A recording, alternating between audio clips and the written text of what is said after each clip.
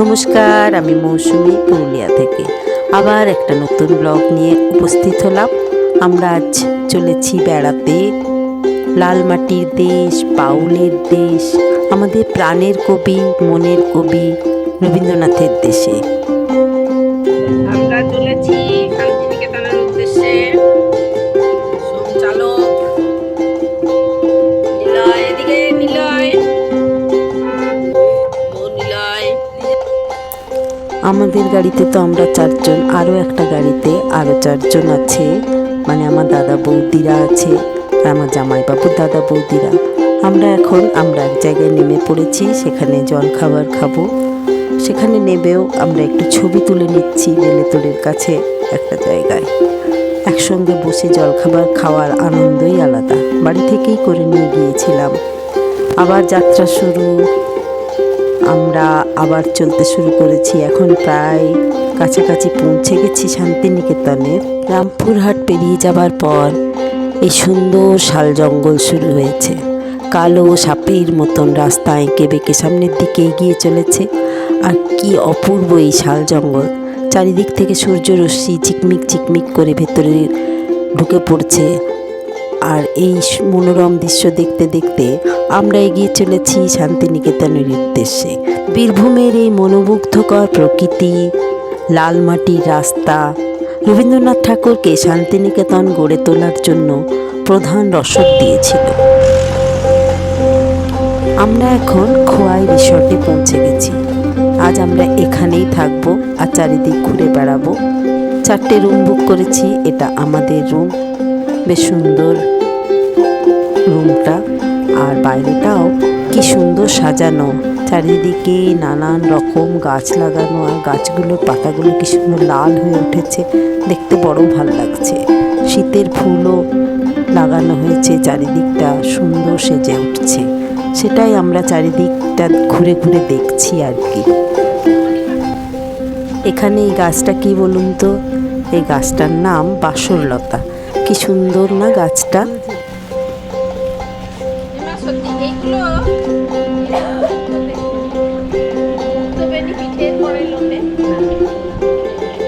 বল গানটা কর। কালো দাসে যতই কালো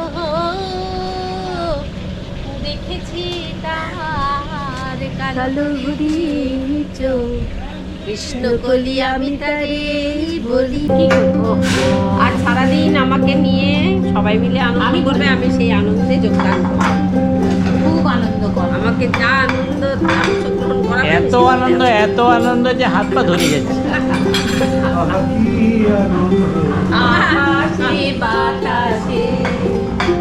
সন্ধ্যা কোথায় গেল?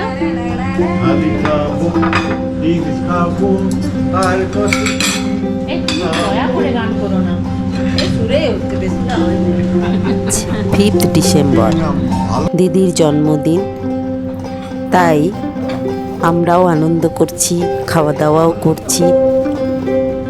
বেশ ভালোই আনন্দ হচ্ছে। এখানে রেস্টুরেন্টের খাওয়া দাওয়াও বেশ ভালো।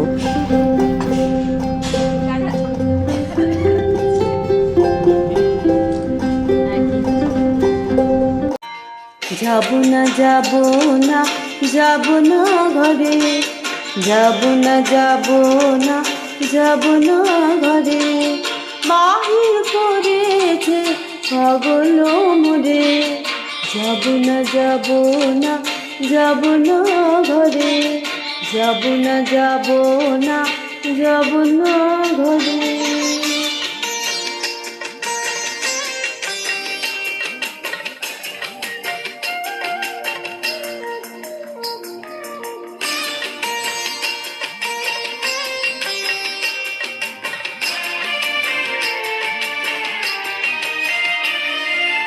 মনের বীজানে মৃদুল হয়, দুলে দুলে ফুল বলে আমার।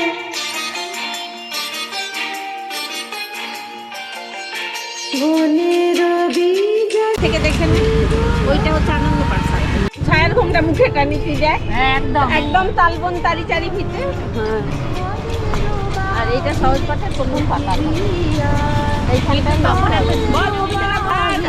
ছায়ার ঘুমটা মুখে টানিয়ে আছে আমাদের পাড়াখানি শান্তিতে কালবন তারি তারি ভিতে বাঁকা এক সরু গলি জল নিতে আসে যত মেয়ে বাঁশ গাছ ঝুঁকে ঝুঁকে পড়ে ওদের পাতা ঝুরু ঝুরু পাতাগুলি নড়ে পথের মাথায় সহজ পাঠের পাতার উপরে যে বট গাছের ছবি দেখি, সেই ছবিটি এই গাছটাকেই কেন্দ্র করেই ছবিটা দেওয়া হয়েছিল।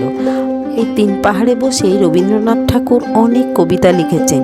তার মধ্যে সহজ পাঠের পাতায় আমাদের পড়া সেই কুমোর পাড়ার গরুর গাড়ি, বোঝাই করা কলসি হাঁড়ি, গাড়ি চালায় বংশী বদন, সঙ্গে যে যায় ভাগ্নে মদন, হাট বসেছে শুক্রবারে বক্সিগঞ্জের পদ্মা পারে, জিনিসপত্র জুটিয়ে এনে গাঁয়ের মানুষ বেচে কেনে, উচ্ছে বেগুন পটল মূলো, বেতের বোনা ধামাকুলো, সর্ষে ছোলা ময়দা আটা, শীতের র্যাপার নকশা কাটা, ঝাঁঝরি কড়া বেড়ি হাতা, শহর থেকে সস্তা ছাতা, কলসি ভরা এখো গুড়ে, মাছি যত বেড়ায় উড়ে।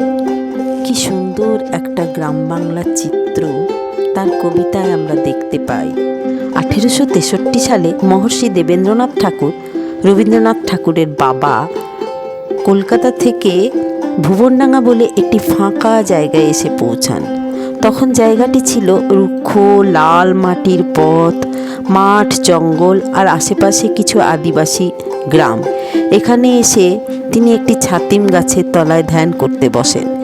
তিনি অনুভব করলেন গাছের ছায়াটি শুধু শরীরকে নয়, মনকেও যেন জুড়িয়ে দিল। মনের অন্তরে একটা শান্তির অনুভূতি এলো। এই ভুবনডাঙ্গার মাঠের থেকে প্রায় 10 কিলোমিটার দূরে একটি রায়পুর বলে গ্রাম আছে। সেই গ্রামের জমিদার ছিলেন ভুবন মোহন সিংহ। তারই জমিদারভুক্ত জায়গা ছিল এই ভুবনডাঙ্গা। তারই বংশধর সূর্যনারায়ণ সিংহ দেবেন্দ্রনাথ ঠাকুরের কাছে ব্রাহ্ম ধর্মে দীক্ষিত ছিলেন এবং তাকে গুরুদক্ষিণা বাবদ 20 বিঘা জমি দান করেছিলেন।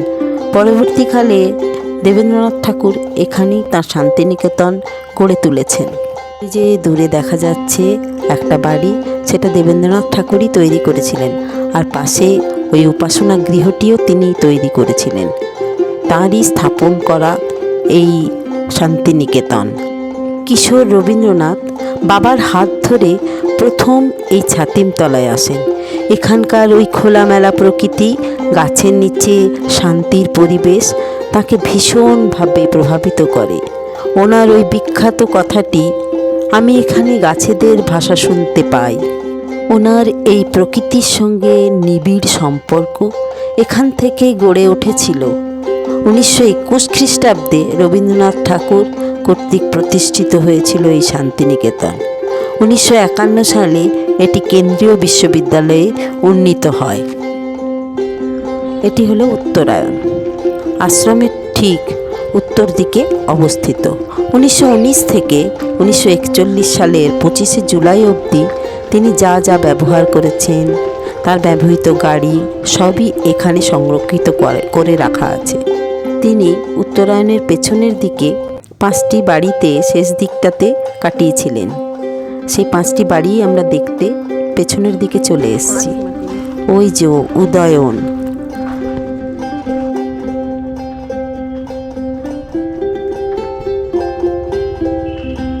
আর এটি হলো রবীন্দ্রনাথ ঠাকুরের ব্যবহৃত সেই গাড়ি, এখনো সংরক্ষিত আছে। আর এর ভেতরে রয়েছে কোণার্ক, শ্যামলী, উদীচী ও পুনশ্চ, এই 4টি বাড়ি। সেই 4টি বাড়িকেও এখনো পর্যন্ত সংরক্ষিত করে রাখা আছে। মাঝে যে শ্যামলী বাড়িটি, সেটি কিন্তু মাটির তৈরি। তখনকার সাঁওতাল কারিগররা এই বাড়িটা তৈরি করেছিলেন। কিঙ্কর বেদ ও নন্দলাল বসু এই বাড়িটি অলঙ্কিত করেন। এই বাড়িগুলোর আশেপাশে ঘুরতে একটা আলাদাই অনুভূতি তৈরি হচ্ছে। মনে হচ্ছে রবীন্দ্রনাথ ঠাকুর এই বাড়িগুলোতে ছিলেন, এখানে কত কিছু লিখে গেছেন, কত কাব্যগ্রন্থ, কত কবিতা, কত কিছু তার লেখা এই বাড়িগুলোর মধ্যে থেকেই বেরিয়ে এসছে। তার ছোঁয়া, তার স্পর্শ এই বাড়িগুলোর মধ্যে এখনও যেন রয়ে গেছে। আমাদের কাছে ওই অনুভূতিটাই দাদাকে একটু কাছ থেকে পাওয়ার আশাতেই এই শান্তিনিকেতনের এই বাড়িগুলোর কাছে আসা। শ্যামলী বাড়িটি এখনও কি সুন্দর রয়েছে। 1936 সালে শ্যামলী কাব্যগ্রন্থ এ বাড়িটির নামকরণই করা হয়েছিল। এখনও আমাদের অনেক কিছু দেখা বাকি। শান্তিনিকেতন এখন তো সবে মাঝপথ। পুরোটা একসঙ্গে দিতে গেলে ব্লগটা অনেক বড় হয়ে যাবে আর আপনাদেরও আর দেখতে ভালো লাগবে না। তাই আজকে আমাদের ঘোরার এই অংশটুকুই থাক। এরপর আমরা বাইরে বেরিয়ে আসছি, তার মাঝে আমরা এক জায়গায় বসে সুন্দর ছবি তুলে নিলাম। কত উঁচু এই গাছটা, এতটাই মাথা উঁচু করে আমাদের এই মহাপুরুষকে আমরা অনুভব করি। আমি আমার ব্লগ এখানে শেষ করলাম। Tata bye.